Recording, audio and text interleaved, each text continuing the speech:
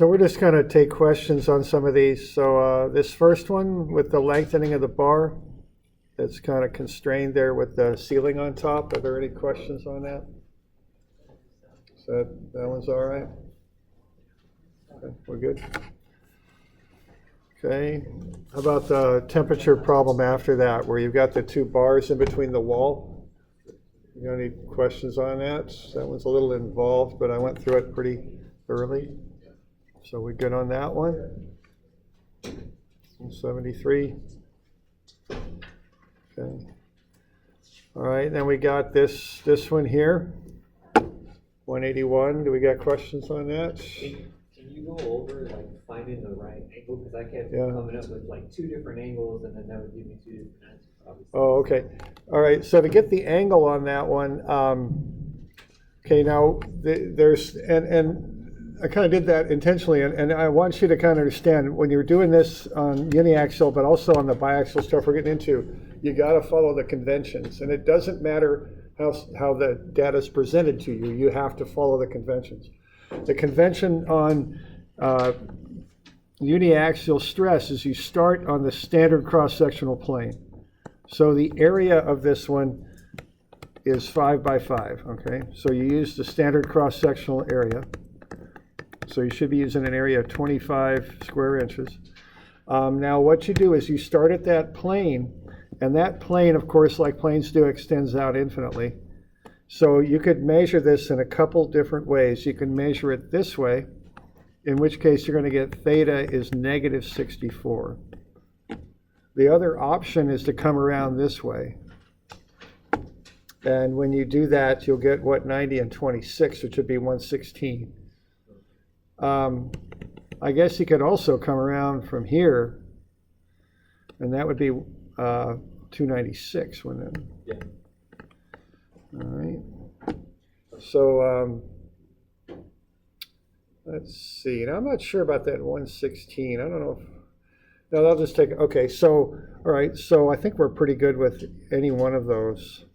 We should be, all right? So we're gonna, and there's actually a third one, but I don't think anyone would do it, but you could come around this way, I guess, and go like that, and that would be 180 plus, that'd be negative 180 minus 164.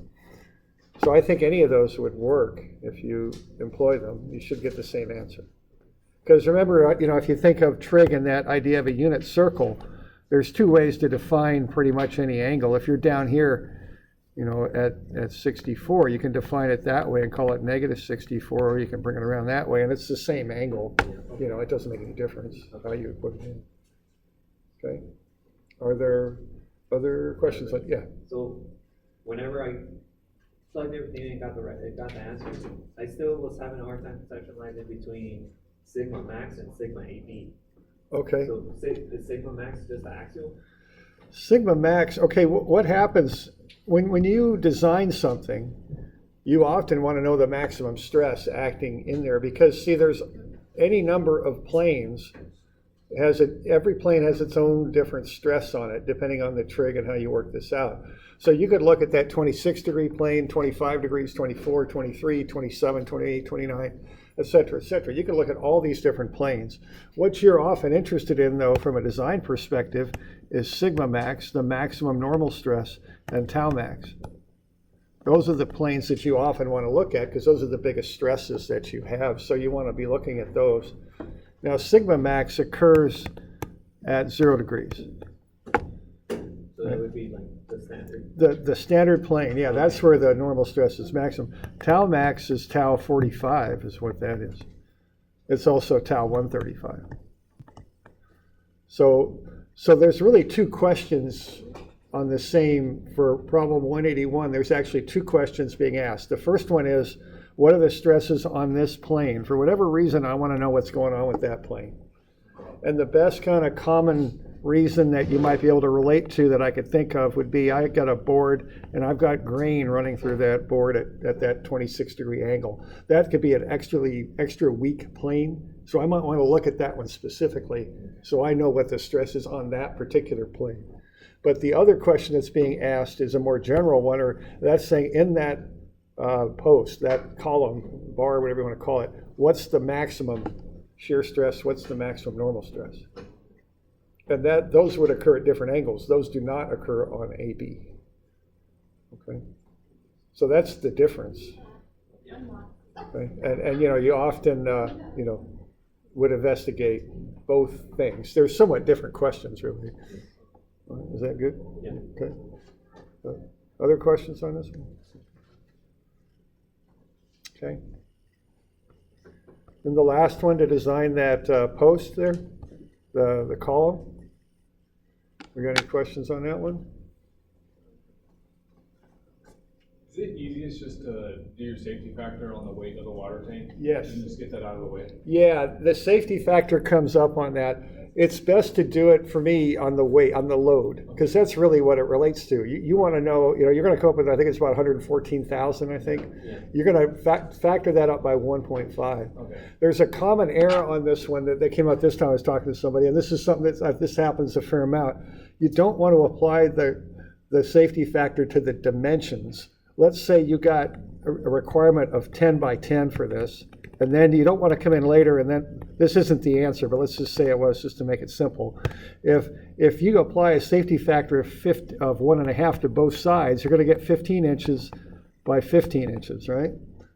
Now, the area of 10 by 10 is 100. That's really what you're looking at, is the area. That's really what resists the loading and influences your stress. So that would be 100.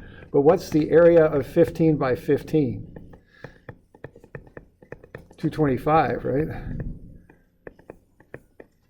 So you don't apply the safety factor to the linear dimensions, because you end up squaring the safety factor is what you end up doing, okay? You can apply, the safest way on safety factors is apply it to the load. Okay, that's to me, that's always what I do. That works every time. And if you are going to apply it to a dimension, apply it to the area, not to the two linear dimensions. Okay. Yeah. Any other questions on that one? I have one more. Yeah. I had a hard time distinguishing between using the areas of the standard cross-section plane and the shear. Okay. Now, you see if you go back to the uniaxial derivation, the trig, that formula, we put some trig in that to adjust the standard cross-sectional area to whatever area we were looking at. So you always use the standard cross-sectional area in that formula because there's already trigonometric functions in there embedded to convert that into the inclined area. So that's all taken care of by the formula. They're trying to make it simpler. So A, by definition, is the standard cross-sectional area. You always put that, that's how that works. Okay. The whole purpose of that formula is to avoid doing that whole derivation we did at the beginning. The formula should just kind of take care of all that for you. Okay. Other questions? All right. Okay. All right, so that's just, there just seemed to be a couple of questions, so I figured I'd take them on that. So, all right. We good? Okay, so we'll kind of go with our, work some more on this biaxial stuff. We didn't really get all the way through that, so let's have a look at this. And this is something that's, pretty important in strength materials because we deal with it a fair amount, because quite often when we do design work, we're doing two-dimensional design work. Got some structural stuff, and that's really how.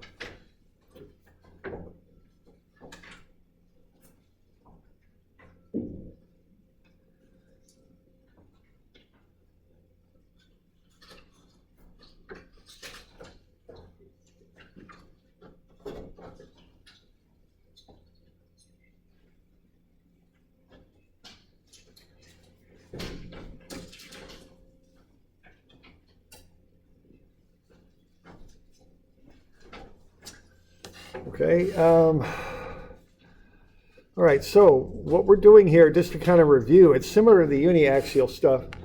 What we're assuming is that we can figure out what the stresses are in the x and y directions. So that would be sigma x, sigma y, tau xy, which acts on the vertical plane there, and tau yx, which acts on the horizontal plane. Okay. So we went through a little bit there to show some stuff about this. We went through the nomenclature. Sigma xx in the x direction, sigma yx in the y direction, tau xy on the vertical plane, which is normal to the x-axis. That's why it's tau x. The y means the stress x in the y direction on that vertical plane. Tau yx, x on the y plane, which is the horizontal plane, up at the top there, it acts in the x direction. Okay? So there you go. That's tau yx, tau xyx on the vertical plane. There we go. All right, so that's the nomenclature. Then we went through a little deal here on the signs. Tension is positive, compression negative. Positive shear, if you think of taking that element as being like a board that you nail into the wall so it can spin. So you put it in the wall somehow. What positive shear will do will spin the board counterclockwise. Negative shear will spin the board clockwise. Okay. All right.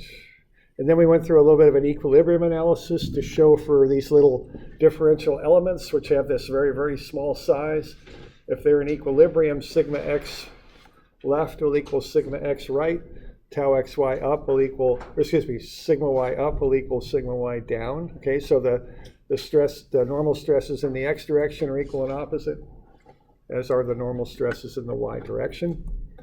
The shears come in pairs. They're equal and opposite on the opposite sides of the element. And then they also cause that element to spin. They're trying to, I guess you could say, they're trying to cause that element to rotate. So you kind of think of them almost as like the couples that you learned about in statics, and they act in opposite directions. So if this pair of shears here would spin the element, in this case clockwise, the other two will spin it counterclockwise. Okay. So they're equal all the way around the element, but they act in opposite directions. The net result of this is the shears will meet at opposite corners on a square element. So either the upper left and lower right corners, as you see on the left, or the upper right and lower left corners, as you see on the right. Okay. So that's how the shears act. Okay.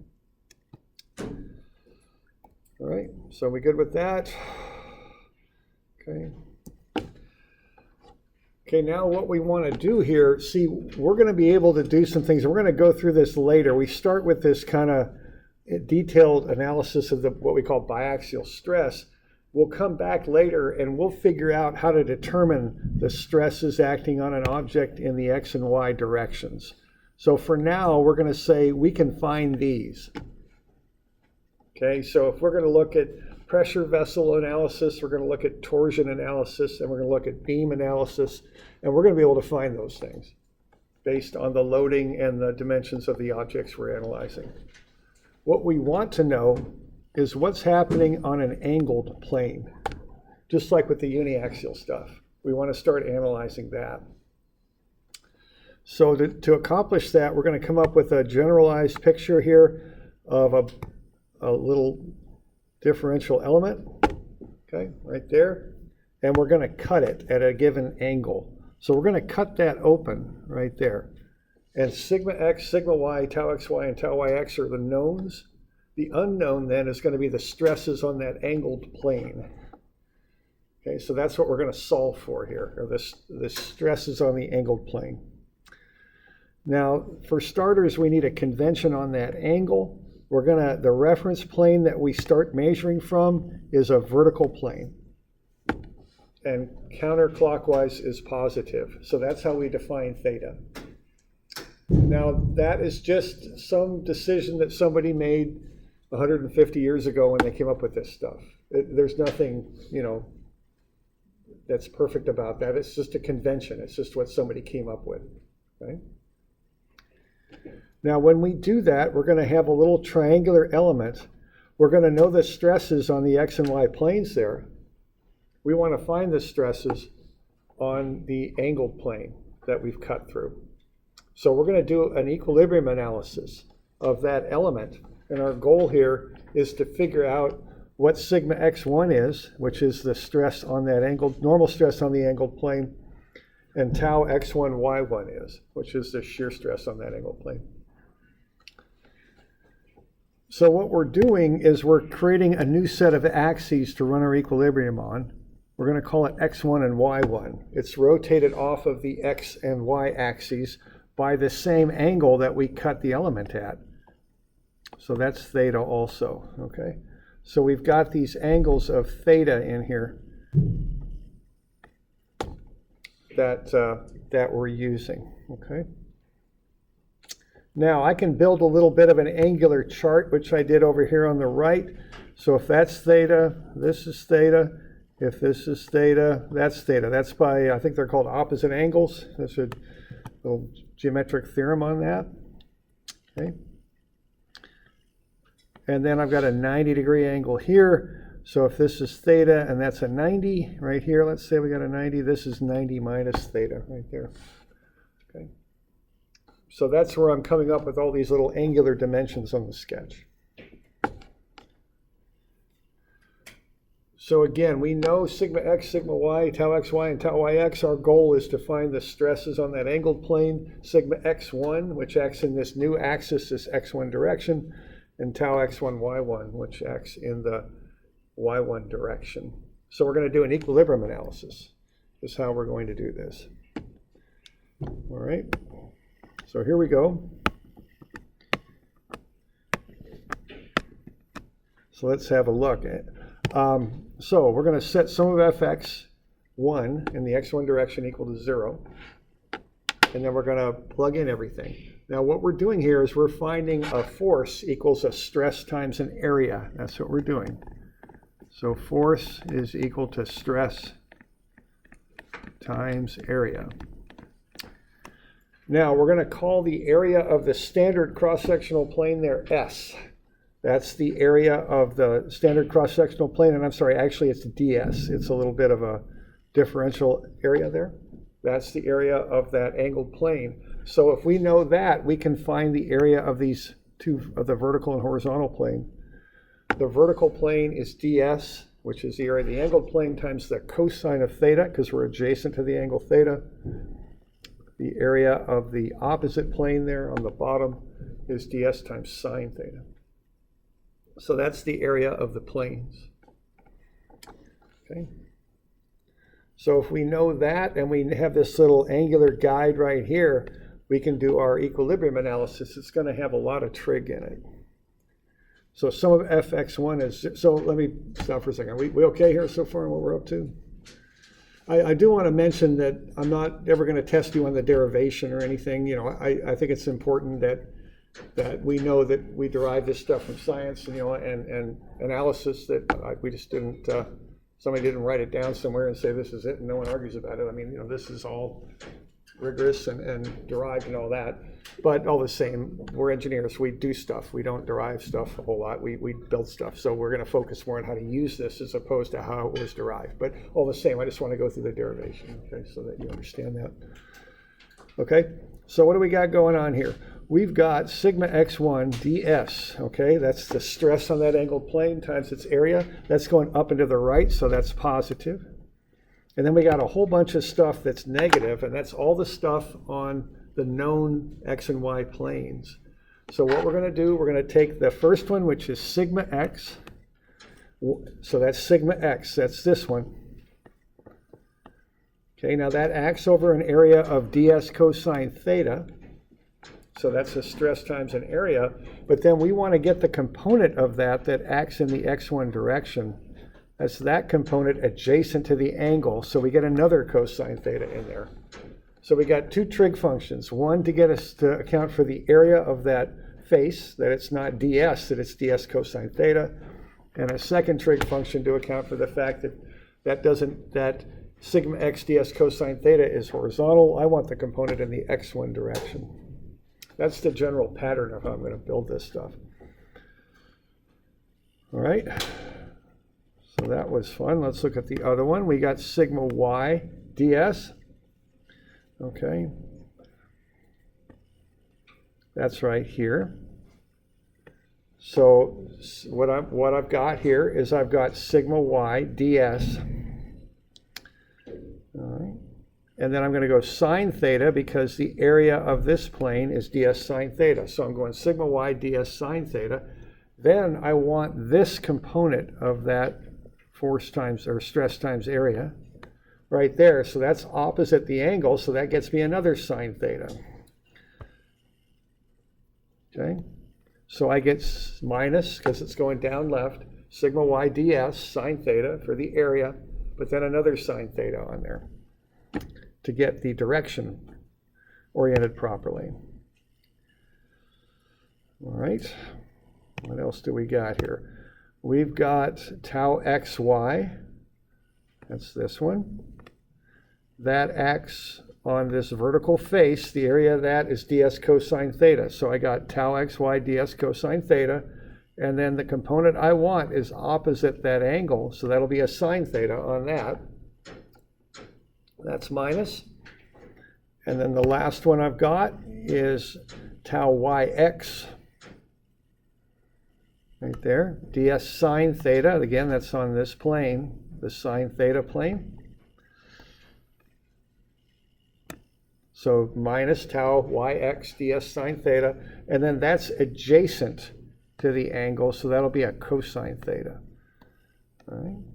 So that's where that formula comes from, that first step. Okay.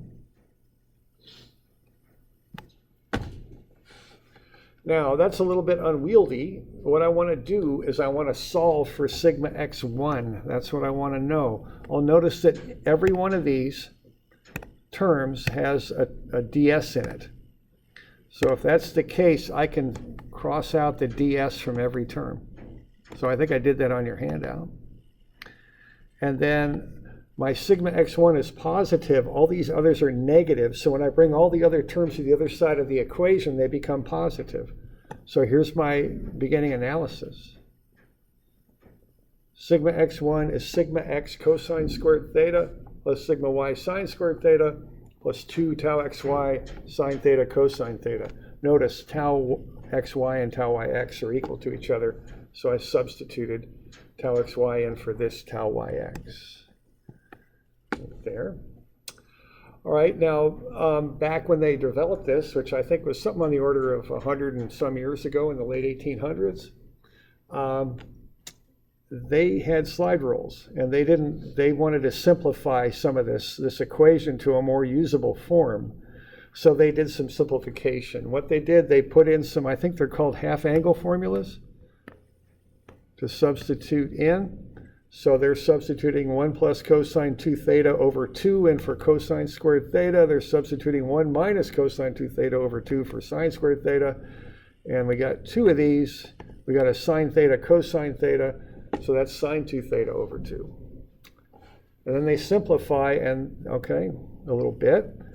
They're going to collect terms. So they're going to get sigma x times 1 over 2. That's right there. This thing, come on now. There we go. Then I got a sigma y over 2. That's right there. Then I got sigma x cosine 2 theta minus sigma y cosine 2 theta over 2. That's this one. And then we got the 2's cancel, so we get tau xy sine 2 theta. All right. Well, that probably wasn't the most entertaining 5 minutes of your life you just went through, but there we go. We get down to this equation right here, and that's the one that we use, okay? So that's how you find the stress on an angled plane in an element that has stresses on the x and y faces. You use the proper conventions to find theta, which is counterclockwise from the vertical plane. You look at what your knowns are, which are sigma x, sigma y, and tau xy. You plug them into that formula, and you can find what the stress is at any angle you want for any angle theta. So that's the biaxial normal stress equation. And that is that's equation on the front. It's on the left-hand side. It's equation 25. We'll use that one a lot. I actually have that programmed myself. You might think of a way you could program it. I've got mine in a spreadsheet because it's a long, drawn-out equation. It has a lot of things to plug in. So I've got that put into a spreadsheet. So I just put in theta, sigma x, sigma y, tau x, y, and theta, and it'll kick me out the stress. Okay. I think I've even got a spreadsheet in Moodle that you could download if you wanted. Okay. All right, and that's based on an equilibrium analysis of this angled element here that I'm showing you.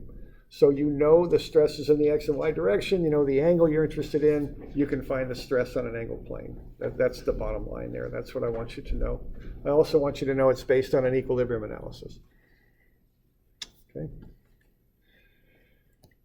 We good with that? Okay. We can do the same thing for shear. I could go through that in great detail. Usually I offer the people a choice of whether they want me to or not. I'm doing this about 30 years. I have yet to have anyone who wants me to do that. I mean, okay, it's the same thing. It's just done in a different direction. And again, you don't need to know the derivation. You just need to know it's based on equilibrium, taking stress times area, and that you can find the stress at an angle. If you know the stress is on the right angle, sigma x, sigma y, tau x, y, and you know the angle you're interested in, measured counterclockwise from the vertical plane. Okay.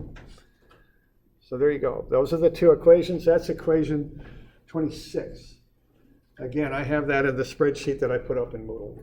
And I would suggest getting that programmed into your calculator or something, because you're going to use it this class. You'll use it some other classes too. It's a good one just to have, because it's easy enough to punch a wrong button on this stuff. So just make it simple. Just put in the x and y stresses, put in the angle. Out comes your stress. That's a good way to go. All right. Okay. Now, the nomenclature on this can get a little bit involved, so I want to call one thing out about nomenclature. We're going to find this stuff right here, and we call it sigma x1 and tau x1, y1. I'm on the bottom of the page that we're looking at right now. That's what we're going to look for. That's what we're going to find, are those values. Now, we can call those slightly different names depending on how we're applying this stuff. Okay, so I'm on the bottom of page 310 is where I'm at. And here's how I would express this. Let's say I want to find the stress on that plane right there, and that's at 120 degrees. Okay, I want to find this. There's some plane here for some reason. Maybe, again, I've got a grain on my wood that's running at 120 degrees. And I want to find the stress on that plane. I can call that two different things. It just depends on the application I'm using and how I approach it. But I just want to mention this so that we're clear on this. Okay, the first way I can look at it is that I'm going to take my regular XY axis and I'm going to rotate it so X points that way and Y points that way. So these are now the X1 and Y1 axes. Okay, if that's the case, this would be sigma X1 120 degrees, because I've taken that axis system, rotated it 120 degrees. Okay, that's one thing I could call that. But I can call it something else too.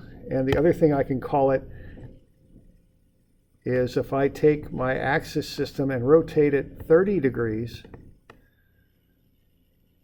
this is the, let's see, okay, so what I would now have would be a new axis system, X1 and Y1. That would become sigma Y1 for 30 degrees. Those are the same thing, okay? It just depends. You could call them either one. They're the same thing. They're just notated slightly different because the X and Y axes, X1 and Y1 axes also are 90 degrees apart. That means that sigma X1 120 would be the same thing as sigma Y1 30. Okay, you can call them either one. Y'all okay with that? Okay, and let's see. Oops, let me get that fixed. I didn't, yeah, we're good there.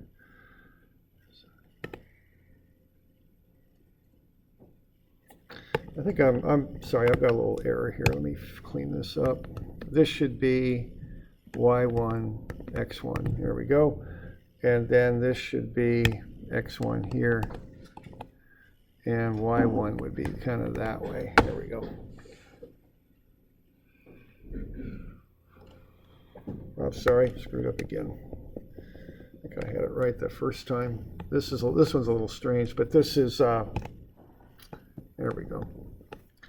That would be x1, and that would be y1. I think I had it right the first time. There we go. If I'm rotating 120. Okay? So you could call sigma x1 for 120 is the same stress as sigma y1 is for 30. Okay? We okay with that? All right. Okay. Why don't we look at an example that'll help describe what we're talking about here then. Let's go on to the next page, which I think is 320. So 320. Let's have a look. Let's say we've got this plate here and we have the stresses shown in the x and y directions. Those are the knowns, okay? So I have those stresses acting on that plate. So why don't you fill in these values right here? What are those?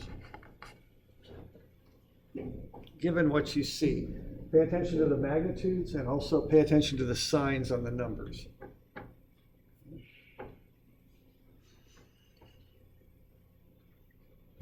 So when I'm approaching this type of problem, and we're going to do a few of these, get that right up top. Sigma x, sigma y, tau x, y, and also we're going to want to know what theta is too. That's another thing we're going to want to know.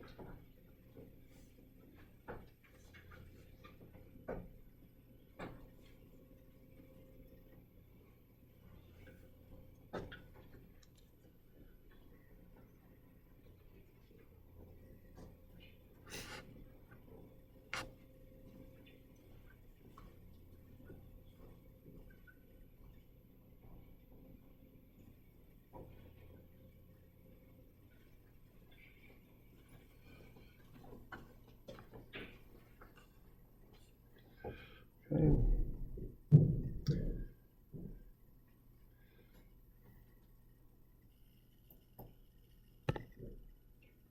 All right, what do we got for sigma x then? Yeah, it's a negative because it's compression. And then the sigma y is positive because it's pulling, it's tension. And then the shear is right there. That's going to be 40. Now, what's the sign on the shear going to be? Okay, now this one, the shear is probably the one we need to pay the most attention to. There's a reference plane that was used. It was just picked 100 years ago, and the reference plane is the vertical plane.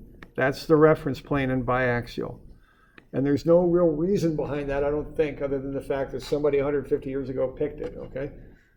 Now, what's the shear stress on those vertical planes? Because that's the x plane, which is what tau xy means, because the x-axis is normal to that plane. So tau xy is the shear on the x plane that acts in the y direction. So we're looking at those planes that I just highlighted there in purple. How would those shear arrows rotate those planes? Clockwise. So that's negative, okay? And that's how you figure out the signs on the shear. You always use the vertical planes in biaxial. And you just look at that the shears on those, and they should be like a couple, if you remember that from statics. Look at how the couple rotates.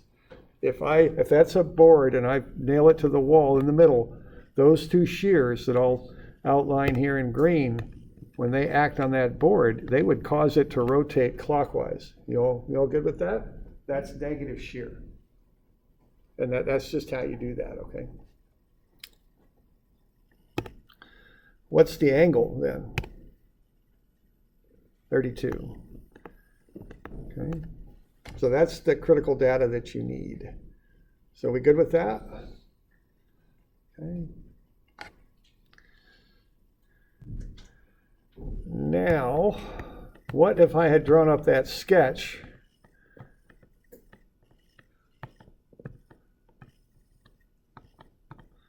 and I had given this angle and I'd said that was 58, and I hadn't given you the other angle?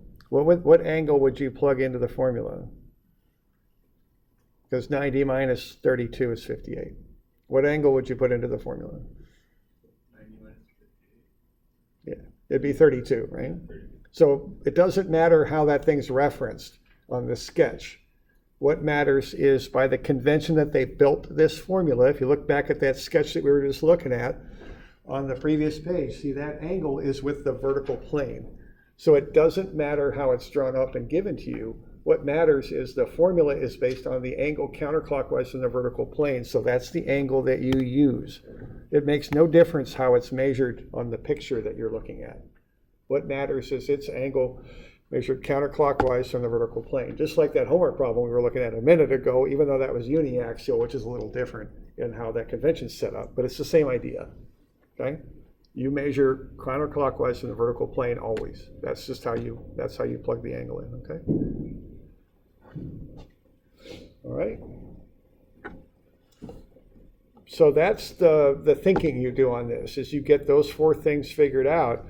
After you've done that, you just plug them in. I mean, there isn't really a whole lot to it. There's a formula there, and you plug the numbers in. This is why I like to have a spreadsheet, because if I can get those four things worked out, I take the angle and double it, because the formula calls for 2 theta, so I'll use 64 for 2 theta. You just plug the numbers in, and out comes the answer. That's about it, okay? So at 32 degrees on that first plane there, the stress will be compressive 48.1 megapascals. That's what I just found out. So that's on this plane and also this one. They're really the same plane. That's what's going on there, okay?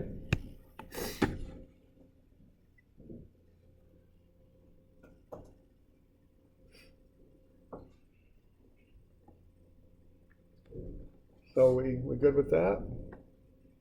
Questions?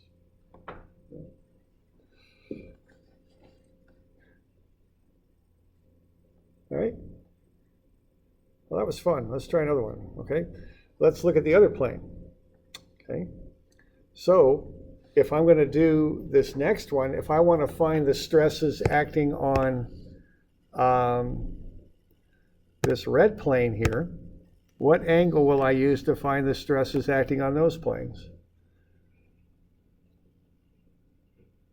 Do you suppose?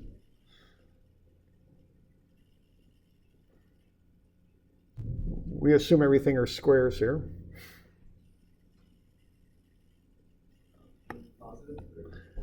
It'd be positive. It's not 32 though, because that's not the angle from the vertical plane to those. 58. It's not 58 either. Well, it could be a negative 58 if you wanted to. I find it easier just to go the other direction though. So we go 180 plus another 90, 70 plus 32, so 302. Okay, what we're doing here, we're starting at this plane. We're going 32 to get to that first plane, but we got to go 90 more to get to the other one. That's 122, okay? So I think I was hearing that engineering tendency to overcomplicate things. So just take 32 and add 90 to it, okay? Well, no, it's I think it's here. Well, believe me.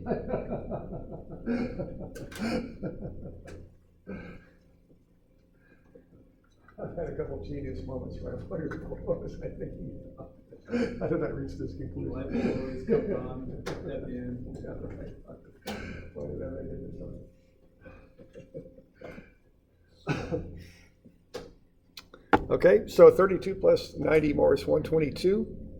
That's the angle you use, and you just plug in 122 into the formula, which is, exciting. Remember to double the angle, get 244 when you plug it in.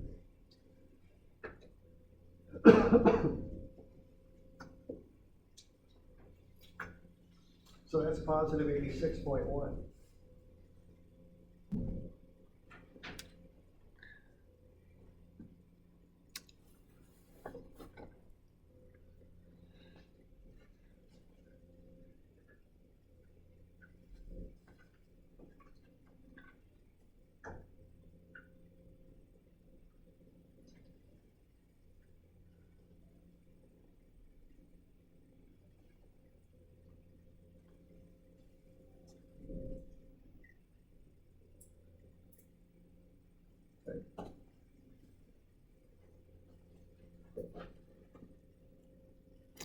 Now, it turns out there's a shortcut formula you could use, which is kind of handy. If you have a spreadsheet or you've got a program on your calculator, just plug them in, plug in the new angle, get the answer. If you don't, use that little shortcut formula. Now, remember, on a test, you don't have a programmable calculator, so that's a good little formula to know. What the deal is, sigma x and y, those are given. And if you've already found sigma x1, you can use that formula and solve for sigma y1. So that's a nice little shortcut method to find what you want to know. So you could do it, you could use either method. Just use the one that's most suited to the situation you're in. So again, that's a good one to use on a test.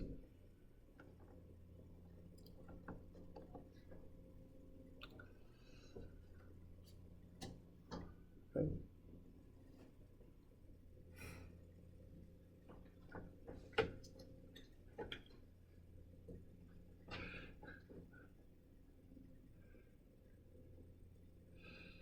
I see the construction superintendent there and our guy are looking in through that window. They're waving their hands around and measuring things. So I think it is about time to move the room here. I'm getting a bad feeling when construction people start doing that, pointing at my room and going like this. It usually leads to noise and things like that.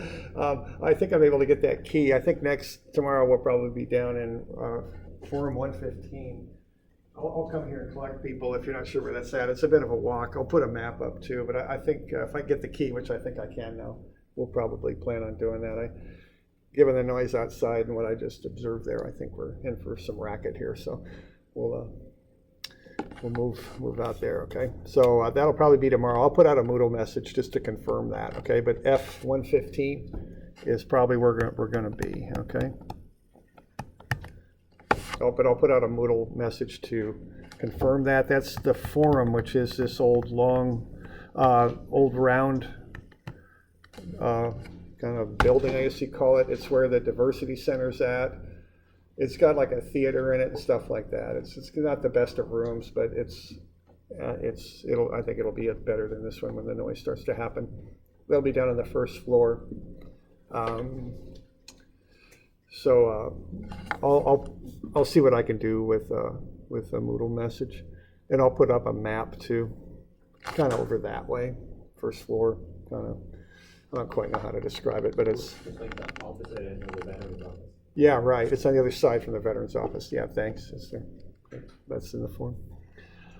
All right. Now we also want to know the shear. So there's a shear formula. Okay. And again, it's just a matter of knowing what those values are and plugging in the angles and such. I mean, we want to know the shear on that first plane. It's 32 degrees. We know sigma x and sigma y. We just plug everything in. We get a shear at 32 degrees of positive 46.3 megapascals. So that's all the stresses that are occurring on that angled element that I'm showing here. So we got any questions on that?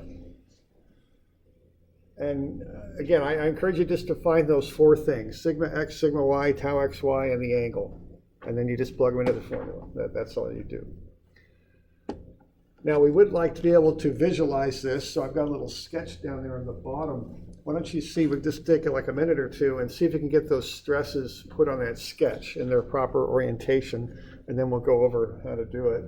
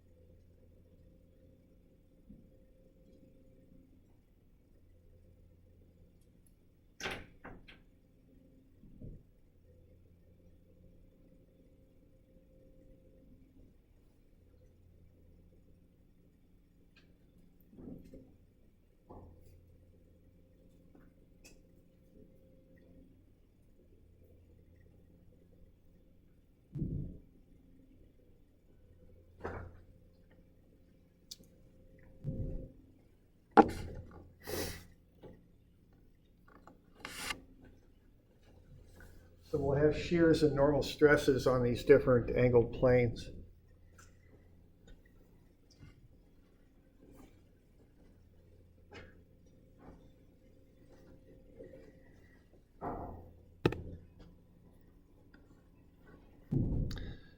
Okay.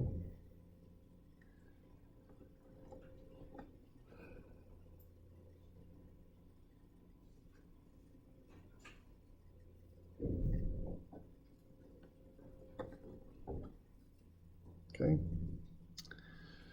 So what do we got here? We've got sigma x1 at 32 degrees. So that's the stress that acts at 32 degrees on that plane, 32 degrees in the vertical. So that's the normal stress on the plane that's 32 degrees counterclockwise from the vertical. So that's this plane right here. The stress on that plane is a negative 48.1, so that means it's compression. So it's doing that.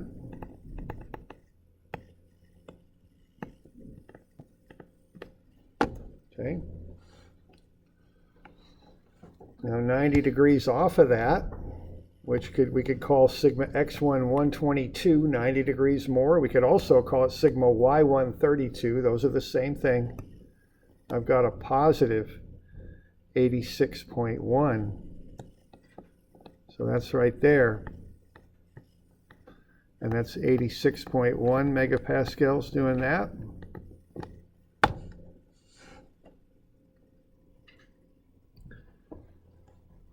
And then the last one is the shear. The shear on the 32 degree plane, like that. That is a positive shear stress. So on the 32 degree plane, I've got a positive shear stress. What positive shear stress would be to rotate the element counterclockwise. So that would be like that and like that. The other two meet in the corners, like that and like that. And that's 46.3 megapascals. So that's what's happening on that angled element. It's something like that. Okay. Do they always meet in the corners? Yeah, the shears always meet at the corners and opposite corners too. Okay. Yeah. So if you had, again, a wood grain running at that angle, this is the stresses that would be acting on that grain. Okay.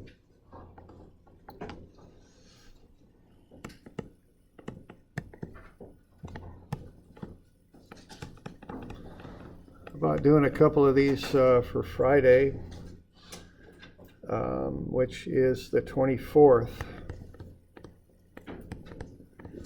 Did you have some from last class grade as well?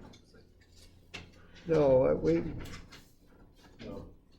we just went over the homework last time. Yeah, that's all we did. And so yeah, so this is all it's due, I think. Yeah, that's all it's due. Okay. All right. Questions there?